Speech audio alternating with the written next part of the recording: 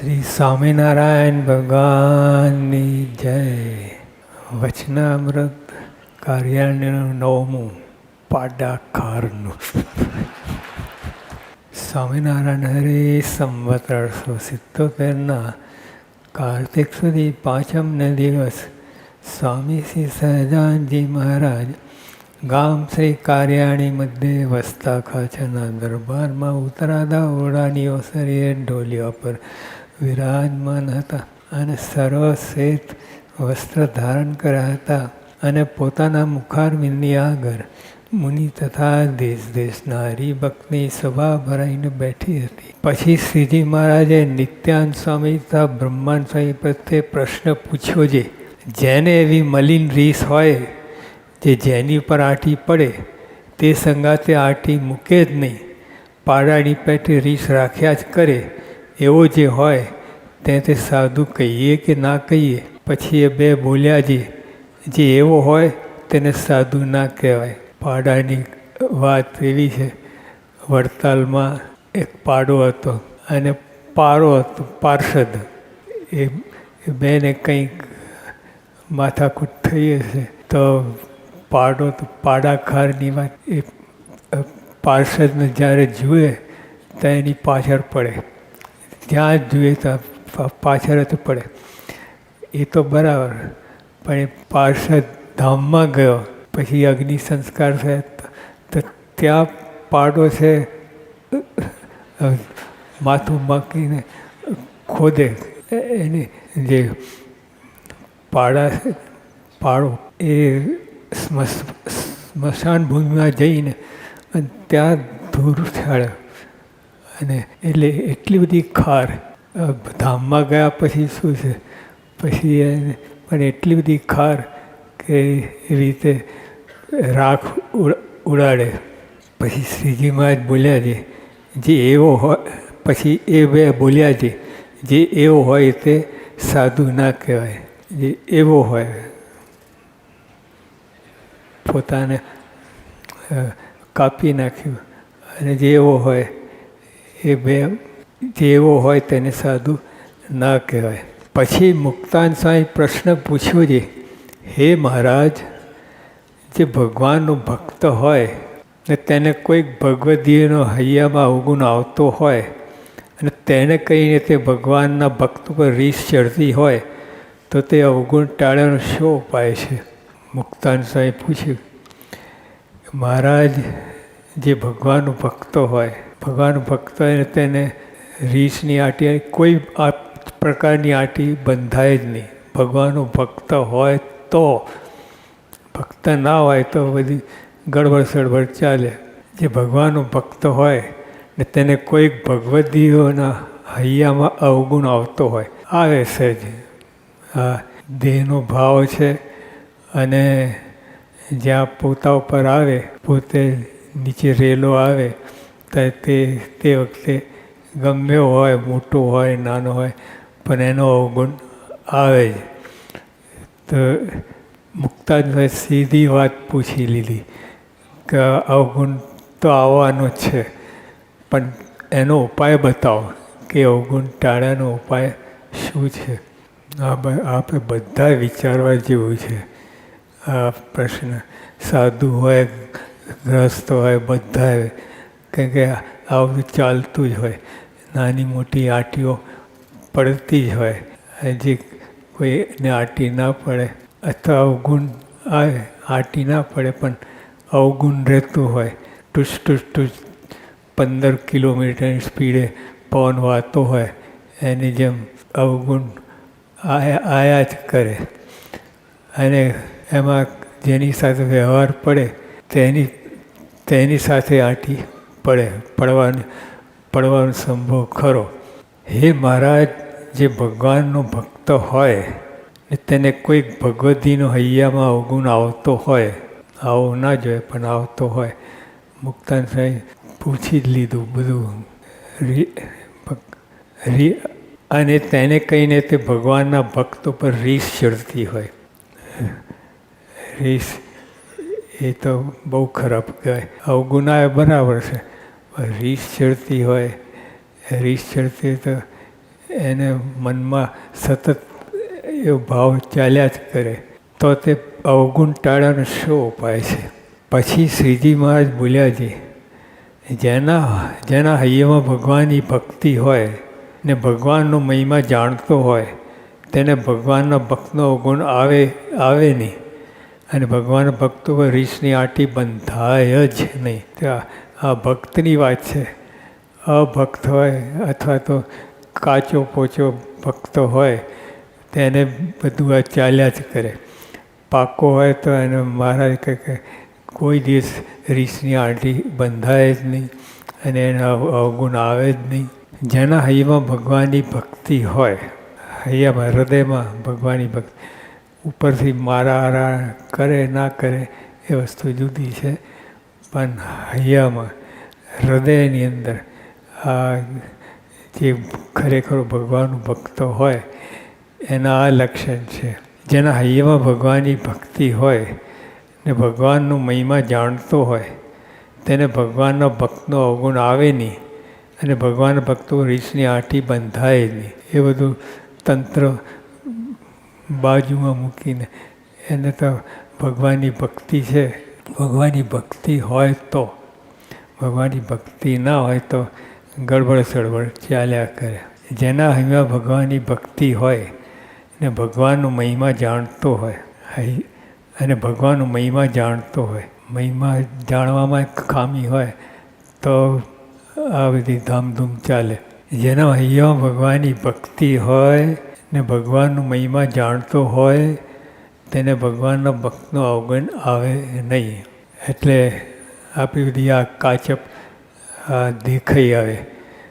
જે ભગવાનનો મહિમા હોય, ખરેખરો મહિમા જોવા કહેવા પૂરતું નહીં, એટલે દેખાવ નહીં, ખરેખર અંતરમાં મહિમા હોય તો આ પરિણામ દિવ્ય પરિણામ આવે. જેના અહીંયા ભગવાનની ભક્તિ હોય ને ભગવાનનો મહિમા જાણતો હોય તેને ભગવાનના ભક્તનો અવગુણ આવે નહીં. એક તો પહેલાં અવગુણ આવે નહીં અને રીસની આંટી તો બંધાય જ નહીં. એટલે હદ સુધી તો જાય જ નહીં કે એને સતત વિચાર અને એ વ્યક્તિને જોઈએ એ વ્યક્તિને જોઈએ તો એને રીસની આંટી બંધાય જ. એને રીસ ચડ્યા જ કરે. એકવાર તો થઈ ગયું, પણ જ્યારે જુએ એને રીસની આંટી બંધાય જ નહીં. એટલે રીસની આંટી બંધાય જ, અને જ્યારે જુએ ત્યારે તે રીસની આંટી ખરેખર એના માટે એ વ્યક્તિ કઈ કક્ષાનો છે એ જુએ નહીં. મોટો હોય, નાનો હોય, ભાઈ ગમે હોય, પણ એની રીસની આંટી જો ભગવાનનો મહિમા હોય, ખરેખર સાચો મહિમા હોય તો એને આ પરિણામ આવે જ નહીં. રીસની આંટી બંધાય જ નહીં અને અવગુણ આવે જ નહીં. જેમ ઉદ્ધવજી જો ભગવાનના મહિમાને સમજતા હતા તો એમ વર માગ્યું છે, આ ગોપીઓની ચરણરજના અધિકારી એવા જે વૃંદાવન વિશે લતા તથા તૃણ તથા ગુચ્છ તેને છે હું પણ કોઈક થાઉં. કે કેટલો દાસ ભાવ કે વ્યક્તિ તરીકે નહીં, અને પણ લતા તથા તૃણ તથા ગુચ્છ જ્યાં ગોપીઓની ચરણ જોડતી હોય અને એ લતા તથા તૃણ તથા ગુચ્છ એ બધા બધી હોય તેના પર ચરણરજ પડતી હોય તો ઉદ્ધવજી એવું માગ્યું કે આમ મારે પણ કોઈ તૃણ તથા ગુચ્છ તથા લતા એવા મારે થવું છે. યોગી બાપા કહેતા કે આવું કેમ માગ્યું? વ્યક્તિ હોય, માણસ હોય ને એને અવગુણ આવે છે, એને રહેવાય જ નહીં. ટૂસ કંઈક ચાલતું હોય એટલે તૃણ તથા ગુચ્છ માગી લીધું. એટલે પ્રશ્ન જ નહીં, બુદ્ધિ આડી આવે જ નહીં, અને નિરાતે અને ચંદ્ર માથે ચડાવે એ કેટલું બધું દાસપણું, કેટલી દીનતા. જેમ ઉદ્ધવજી જો ભગવાનના મહિમાને સમજતા હતા તો એમ વર માગ્યો છે, જો આપણે આ જ માગવાનું છે. આ બધા ભક્તો બધા છે એની ચરણ માથે ચડાવી, આપણે મોટા થવાનું નથી, બધાની ચરણ માથે ચડાવી. ખરેખર આ ભક્તો હોય અને ઉદ્ધવજી જેવા ભક્તો હોય તે આવી રીતે અરસપરસ મહિમા સમજવો. આ ગોપીઓની ચરણના અધિકારી એવા જે વૃંદાવનને વિશે લતા તથા તૃણ તથા ગુચ્છ તે વિશે હું પણ કોઈક થાઉં. અને શ્રી કૃષ્ણ ભગવાને વૃંદાવનને વિશે વૃક્ષને તથા પક્ષીને તથા મૃગલાને બળદેવજી આગળ અતિ મોટા ભાગ્યવાળા કહે. ત્યાં ભગવાનનો જે વાસ એની આજુબાજુ બધા શ્રી કૃષ્ણ ભગવાનને વૃંદાવનને વિશે વૃક્ષ તથા પક્ષીને તથા મૃગલાને બળદેવજી આગળ અતિ મોટા ભાગ્યવાળા કહે છે. અને આ જે એને કંઈ જ્ઞાન નથી, આ મૃગલાને અને બીજા બધા પશુ પક્ષીને કોઈ જ્ઞાન નથી, પણ તોય બળદેવજી આગળ અતિ મોટા ભાગ્યવાળા કયા કે બળદેવજી તમે તમારા કરતાં આ બધા મોટા ભાગ્યવાળા છે. અને બ્રહ્માએ પણ શ્રી કૃષ્ણ પાસે ભગવાન પાસે એમ વર માગ્યો છે, હે પ્રભુ, આ જન્મને વિશે અથવા પશુ પક્ષીના જન્મ વિશે હું જે તે તમારા દાસને છે રહીને તમારા ચરણને સેવું, એવું મારું મોટું ભાગ્ય થાવ. હવે આ મહિમાની વાત છે. જે ભગવાનનો મહિમા હોય ને, ભગવાન મહિમા હોય, બીજું કાંઈ નહીં, પણ ભગવાન મહિમા હોય તો આ બધું પરિણામ આવે જ. દાસ પર કેટલું દાસ પર કે બ્રહ્માએ માગ્યું, બ્રહ્માએ વરદાન માગ્યું કે આ જન્મને વિશે અથવા પશુ પક્ષીના જન્મને વિશે, આ જન્મ વિશે અથવા પશુ પક્ષીના જન્મ વિશે હું જે તમારા દાસને રહીને તમારા ચરણાને સેવું, એવું મારું મોટું ભાગ્ય થાવ. કેવળ મહિમાની જ વાત, અવગુણ જરાક પણ આવે તો બધું કેન્સલ, ગોટાળો થઈ જાય. તે ખાલી મહિમા અને ભગવાનનો મહિમા, ભગવાનનો મહિમાને લીધે આ બધું સુંદર પરિણામ આવ્યું અને બધે દિવ્યતા પ્રસરી ગઈ. માટે એવો જ્યારે ભગવાનના ભક્તનો મહિમા સમજે, ભગવાનના ભક્તનો, પછી મારે એ ભગવાનના સંબંધવાળા ભગવાનના ભક્ત એનો મહિમા સમજે. હવે તો ભગવાનની વાત ઉપર ગઈ, પણ ભગવાનના ભક્તનો મહિમા સમજે. માટે એવો જ્યારે ભગવાનના ભક્તનો મહિમા સમજે તો તેને ભગવાનના ભક્ત ઉપર કોઈ દિવસ અવગુણની ગાંઠ ન બંધાય. જો આપણે હરિભક્ત મહારાજે ઉપદેશ આપ્યો એ આપણા માથે લેવાનું છે. આપણે કોઈ ક્યાંય કંઈ રીસની આંટી બંધાય, અવગુણ આવતો હોય અને એ ભગવાન ભક્તને આવો મહિમા હોય ને એને કોઈ દિવસ મારા કે ભગવાન પર કોઈ દિવસ અવગુણની ગાંઠ ન બંધાય. અને પોતાના ઈષ્ટ જે પ્રત્યક્ષ ભગવાન તેનો જે ભક્ત તેના વિશે જે કોઈક અલ્પ દોષ હોય તે મહિમાને સમજનારની દૃષ્ટિમાં આવે જ નહીં, ગણતી જ માની આવે જ નહીં. અને કેવળ મહિમા મહિમા મહિમા એટલે કંઈ દોષ દેખાતું હોય એ પણ તણાઈ જાય ભેગો મહિમાની ભેગા, અને કાંઈ ઊભું ના રહે. તો જો ભગવાન હવે અને મહારાજ જો આપણે આજે જ વાક્ય કહ્યું કે ભગવાનનો ભક્તથી કોઈ મોટી પદવી નથી. ભગવાનનો ભક્ત હોય એથી ઊંચી કોઈ મોટી પદવી નથી. એટલે ખરેખર આ ભગવાનના ભક્ત થવું તો ભક્તમાં તમારે એટલી શાંતિ રહે તમારા હૃદયમાં કે ના પૂછો વાત. શાંતિ અને સત્સંગમાં તો દિવ્ય લાગે. જ્યાં જાય ત્યાં સત્સંગની વાત સાંભળે એકદમ એને લાગે અને સત્સંગ કરવાનું મન થાય. અને ભગવાનના સંબંધને પામ્યા એવા જે પશુ પક્ષી તથા વૃક્ષવેલી આદિ તેને પણ દેવતુલ્ય જાણે, તો જે મનુષ્ય હોય ને ભગવાનની ભક્તિ કરતા હોય તથા વર્તમાન પાળતા હોય તથા ભગવાન નામ સ્મરણ કરતા હોય તેને દેવતુલ્ય જાણે ને અવગુણ ના લે, તેમાં શું કહેવું? જો આ પશુ પક્ષીને આટલો મહિમા કયો, ભગવાનનો સંબંધ પામ્યા તો એનો મહિમા, તો જે ભગવાનનો ભક્ત હોય અને વર્તમાન પાળતો હોય, નિયમ પાળતો હોય અને ખરેખર બધા, તો એને દેવતુલ્ય જાણવું, એમાં શું નવાઈ છે? ભગવાનનું ભક્ત. પણ આપણને જે યોગીઓ આપા એકવાર વડતાલ હતા અને ગોમતી કાંઠે ત્યાં એક આંબો વૃક્ષ હતો, તો એ પ્રદક્ષિણા ફરતા હતા. એ પછી આ બધું પડી ગયો, પણ ત્યાં ઓટો છે એની પ્રદક્ષિણા ફરતા હતા.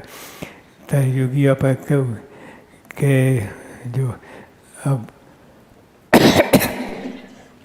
ભગવાનના ભક્ત આપણે જે આટો ફરીએ છીએ, ફેરા ફરીએ છીએ, કેટલો દીવ ભાવ હોય, પણ એક હરિભક્તને કહે કે એને ચા પાવા લઈ જાઓ, માથું ખંજોળે. આવા ભેગા ફરતા હોય, ખાવા પીવા જ ફરતા હોય, બીજું કોઈ વાત નહીં. અવગુણની શરૂઆત થઈ જાય અને અવગુણ જાત જાતનો અવગુણ લીધે રાખે. હવે ભગવાનનું ભક્ત જો યોગી સરસ દૃષ્ટાંત આપે, પ્રત્યક્ષ હોય ને એનો મહિમા ના હોય તમારે, પરોક્ષમાં જાય ઢૂકડું અને વેગડું. ઢૂકડું એટલે પાસે અને વેગડું એટલે દૂર. એટલે ભગવાનના ભક્તનો મહિમા પાસે હોય તો ના સમજાય, દૂર હોય તો એમાં કંઈ ઘસાવાની વાત નથી, કાંઈ લેવા દેવા નથી, એટલે મહિમા રહે જ. અને પાસે હોય તો એ કંઈ માગે કરે, એની સેવા ચાકરી કરવી પડે, એટલે અવગુણ આવે છે. હવે તો જે મનુષ્ય હોય ને ભગવાનની ભક્તિ કરતા હોય તથા વર્તમાન પાળતા હોય તથા ભગવાન નામ સ્મરણ કરતા હોય, જે આપણે બધા કરીએ જ છીએ, ને તેને દેવતુલ્ય જાણે ને અવગુણ ના લે, તેમાં શું કહેવું? મહિમાની વાત, એમાં જરાક અવગુણ આવે તો બધું ખેલ બગડે, બધું જ. માટે ભગવાનનો મહિમા સમજે તેને ભગવાનના ભક્ત સંગાતે વેર ન બંધાય, અને જે મહાત્મા ન સમજે તે તો ભગવાનના ભક્ત સંગાતે વેર બંધાય ખરું. માટે જે ભગવાનનું તથા ભગવાનના ભક્તનું મહાત્મા ન જાણતો હોય, ભગવાન અને ભગવાનના ભક્તનું મહાત્મા ન જાણતો હોય ને તે સત્સંગી છે, તો પણ તેને અડધો વિમુખ જાણવો. વિમુખ કયો એટલે અડધો વિમુખ કયો એટલે જતે દિવસે આખો વિમુખ થશે, અને જે અડધો સત્સંગી છે તે જતે દિવસે આખો સત્સંગી થશે. એ વાત તો આ મહારાજે આ વાત કરી જે આ વિમુખની, તો જો આપણે એમાં ના પડીએ, આ વ્યાખ્યામાં આપણે લાગુ ના પડે એ ધ્યાન કરવાનું. તો જે સત્સંગમાં, સત્સંગ કેટલો મોટો છે. સત્સંગ યોગી મહારાજ શ્રીજી મહારાજે વાત કરી કે અનંત બ્રહ્માંડનો રાજા હોય, અનંત બ્રહ્માંડનો રાજા, એક બ્રહ્માંડમાં ખાલી પૃથ્વીલોક, 14 લોક નહીં, પૃથ્વીલોક કેટલું આશ્ચર્યથી ભરેલું છે. હવે એવા અનંત બ્રહ્માંડનો રાજા હોય, પણ જો એને સત્સંગ ના હોય તો એનું જીવન અલેખે. એ સત્સંગ કેટલી મોટી વસ્તુ છે, અને એ આપણને મળ્યું છે સત્સંગ. બીજી વાત મહારાજે કહ્યું, હમણાં જ વાત આવી કે ભગવાનના ભક્તથી કોઈ ઊંચી મોટી પદવી નથી, માટે ખરેખર આ ભક્ત થવું, અને આ સત્સંગી થયા ખરેખર આ ભક્ત. કંઈ લોચો પોચો ખાંચ ના રહે એ આ બધું વિચારો કેવળ શુદ્ધ ભગવાનના ભક્તનું. અને શ્રીજી મહારાજે તો વાત કરી, કાંઈ ના જાણતો હોય, અમારી સેવા ન કરતો હોય, પર્સનલ સેવા ન કરતો હોય, પણ જો ભગવાનના ભક્તનો મહિમા સમજતો હોય તો તેને અમારી અતિશય સેવા કરી એમ માનું છું. એટલે ભગવાનના ભક્તનો મહિમા જ કેવું, ગાવું, સાંભળવું. અને અવગુણની વાત તો રખે એ બધું બગાડે તો જીવન બગાડે ત્યાં સુધી થઈ જાય. અવગુણની વાત ઘૂસી તો આપણું જીવન બગડે. માટે જે ભગવાનનું તથા ભગવાનના ભક્તનું મહાત્મા ન જાણતો હોય ને તે સત્સંગી છે તો પણ તેને અડધો વિમુખ જાણવો. સત્સંગી છે, બહારનું માણસ નથી. સત્સંગી છે, હરે છે, ફરે છે સત્સંગમાં, બધું કરે. પણ તોય મારે કે આવો મહિમા ન જાણતો હોય, ભગવાન ભક્તનો મહિમા ન જાણતો હોય, તેને અડધો વિમુખ જાણવો. તો આપણે આ વ્યાખ્યામાં ના સમાઈ જઈએ અને ભગવાન ખરેખર ભક્ત થઈએ એ વાત રાખવી. અને ભગવાનનો ને ભગવાનના ભક્તનો જે મહિમા સમજે તેને જ પૂરો સત્સંગી જાણો. એટલે મહિમાની વાત, મહિમા મહિમા મહિમા. જો હમણાં પ્રાર્થનામાં પણ ભગવાન ભક્ત હોય એનો મહિમા સમજવાની વાત આવી. તો આપણે આ મહિમા સમજીએ તો સત્સંગી કહેવાય. મહિમા ના હોય તો સત્સંગીની વ્યાખ્યામાં કંઈ આગું પાછું થયા જ કરે. તો એવી ખોટ ના આવે. શ્રીજી મહારાજ ભગવાન મળ્યા, એક ભગવાન મળવાના જ નહોતા તો એ મળ્યા.